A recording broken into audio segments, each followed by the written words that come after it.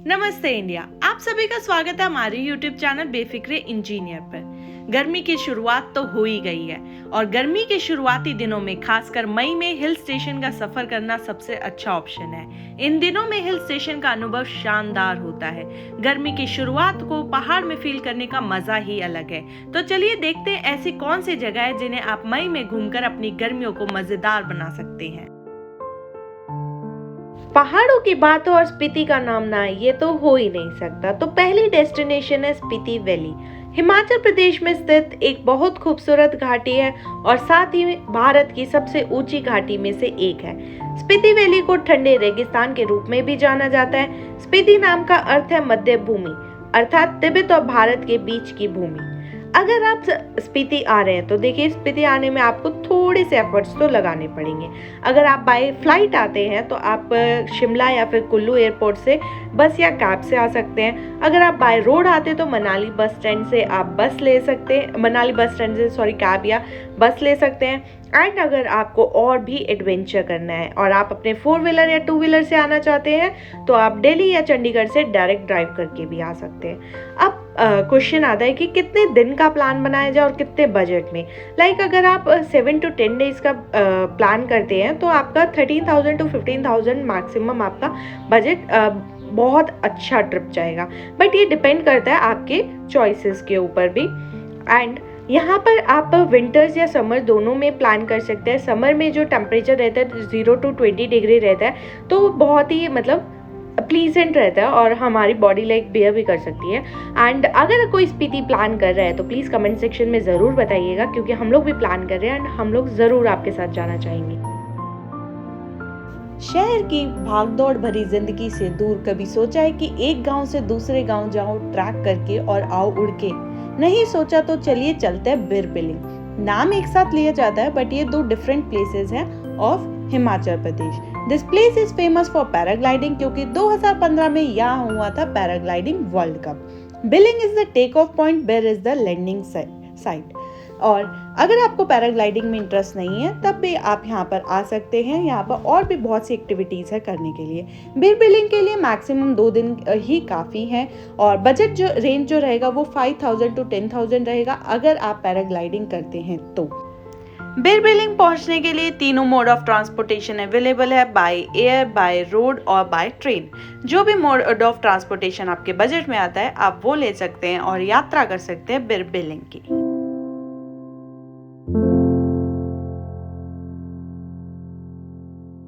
अगर आपको पहाड़ नहीं पसंद और पहाड़ों से दूर कहीं आप अपनी समर वेकेशन स्पेंड करना चाहते हैं तो आप जा सकते हैं Kerala. Kerala is best location for couples, for family, for friends, कोई भी जा सकता है। अब बात आता है कि केरला पहुंचा कैसे जाए, हाउ टू रीच। तो केरला जाने के लिए आप बाय एयर जा सकते हैं, बाय ट्रेन जा सकते हैं। बट अगर आप केरला के आसपास रहते हैं तो आप बस भी प्रेफर कर सकते हैं। अगर आप प्लान बनाते हैं 1 वीक के लिए तो पर पर्सन 12 to 13,000 तक का बजट रखिएगा। एंड ये वेरी भी कर सकता है according to your choices, according to your preferences. And best time to visit Kerala is आप मई से लेकर मानसून के सीजन तक कभी भी जा सकते हैं। मानसून में अगर आप जाते हैं तो प्लीज छाता ले जाना ना भूलें।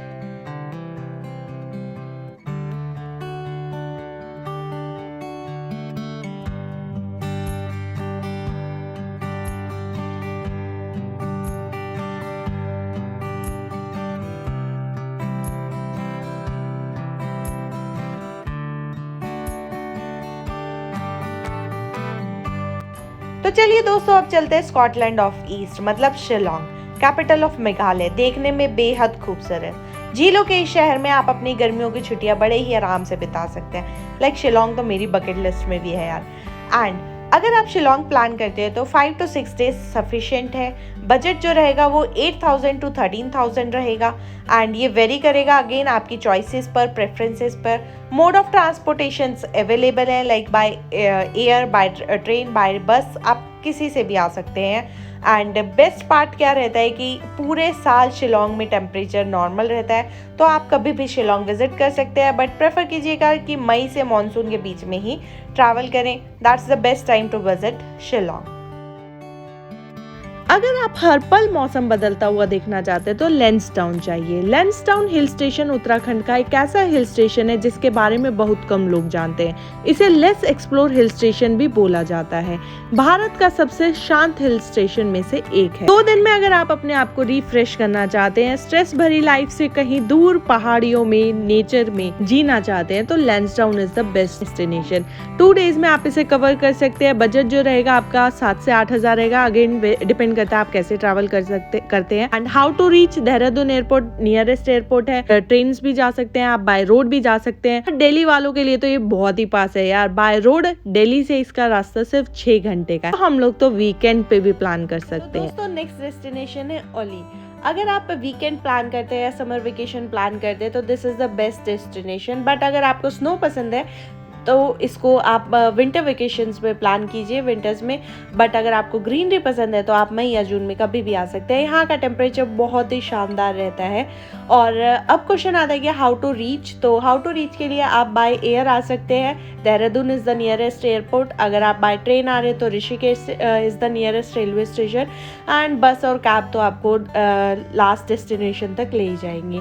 अगर आप प्लान बना रहे हैं जैसे सपोज लाइक 3 डेज या 4 डेज का, तो जो बजट रहेगा वो रहेगा 10 to 13,000 के बीच में। अगेन ये डिपेंड करता है आपकी प्रेफरेंसेस पर, आपकी चॉइसेस पर।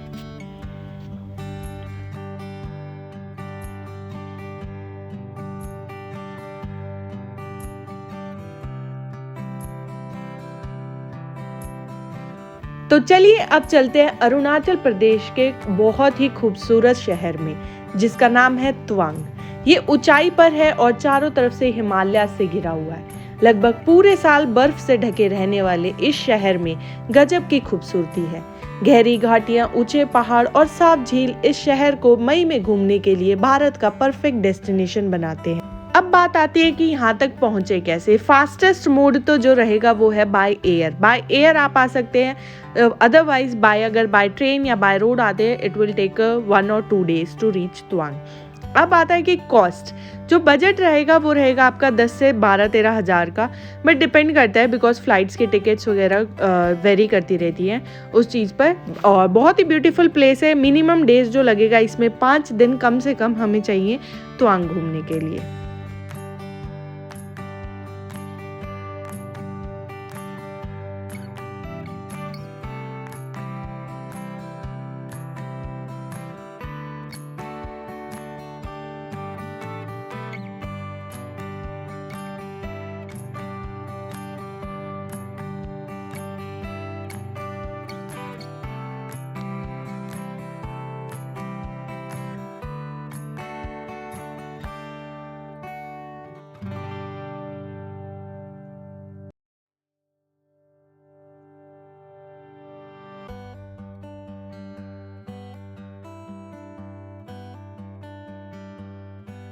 पंचमढ़ी मध्य प्रदेश का एकमात्र हिल स्टेशन है और इसे मई में घूमने के लिए भारत की सबसे अच्छी जगहों में गिना जाता है। सतपुड़ा के जंगल के बीच स्थित पंचमढ़ी हरे भरे पहाड़ों और उनके बीच के जंगलों के लिए जाना जाता है।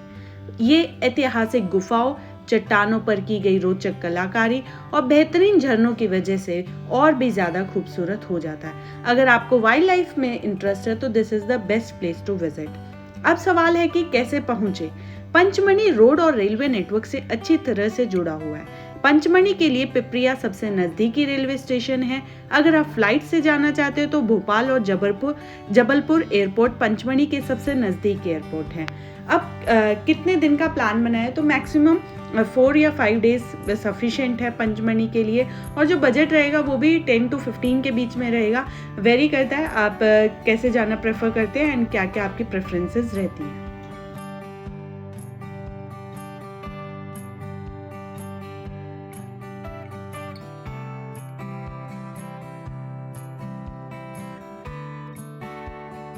महाराष्ट्र के पुणे के करीब स्थित महाबलेश्वर एक शानदार हिल स्टेशन है। पश्चिम घाटी का ये शहर 5 नदियों का बेस होने के कारण बेहद खूबसूरत है। महाबलेश्वर में सनराइज और सनसेट देखना, ट्रैकिंग करना, घुड़सवारी करना और नदियों में बोटिंग करना एक अलग ही आनंद देता है। महाबलेश्वर की इन्हीं खासियतों के चलते ये परफेक्ट वीकेंड गेटवे और मई में घूमने के लिए शानदार जगहों में गिना जाता है। महाबलेश्वर पुणे से सड़क के रास्ते अच्छी तरह से जुड़ा हुआ है और पुणे एयरपोर्ट इस हिल स्टेशन का नज़दीकी एयरपोर्ट भी है। महाबलेश्वर के लिए नज़दीकी रेलवे स्टेशन वॉथर है।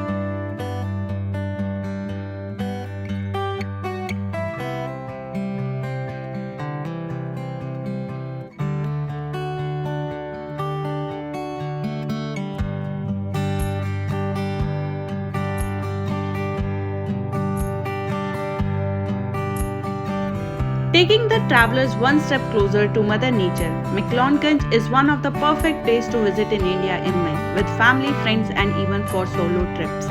जो बजट रहेगा वो आपका रहेगा 6,000 से 9,000 पर पर्सन, बट डिपेंड करता है according to your stay, according to the activities you choose. And अब क्वेश्चन आता है कि आप पहुँचे कैसे। आप बाय एयरप्लेन भी आ सकते हैं, बाय ट्रेन आ सकते हैं, बाय बस आ सकते हैं। सारी सर्विसेज परफेक्ट है यहाँ पर।